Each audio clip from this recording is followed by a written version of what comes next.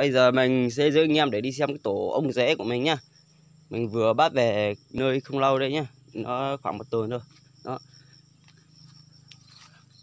Bây giờ gần 9 giờ.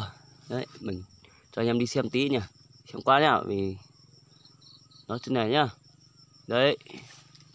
Anh em nhìn thấy chưa? Cái tổ này là mình vừa bắt về nơi nó ong rễ nhá. Tổ này có một tổ nữa.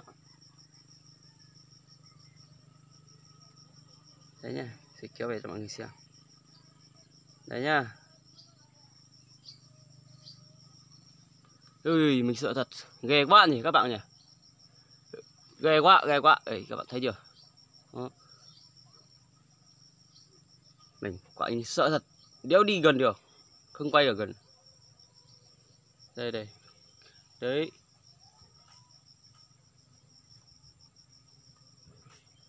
Mình còn một tổ nữa nhá. Tí nữa mình sẽ cho anh em xem sau này, tổ kia giống tương đương cái tổ này.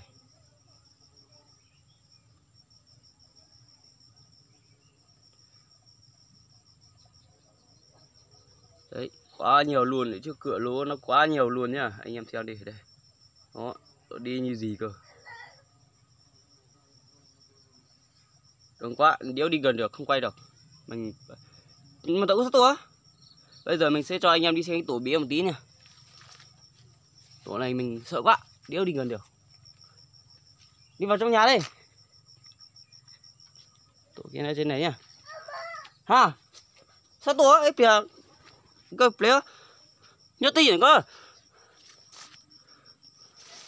Nhớ gì nữa cơ. Đây nha anh em nha. Mình tiếp tục tổ nữa nha. Tổ nó nằm trong này, nhưng mà nó cũng làm được khá đất rồi đấy, nhưng mà đây. Anh em có nhu cầu mua thì để tháng 10, tháng 9 tháng 10 nhá, xong rồi liên hệ nhá. Đây. Còn hai tổ ấy bía thì chắc là mình để ăn thôi. Còn mấy tổ nữa nhưng mà mình để xa rồi, mấy tổ mình ở để cách đây 2 tổ thì mình để cách đây nó khoảng 2 cây số.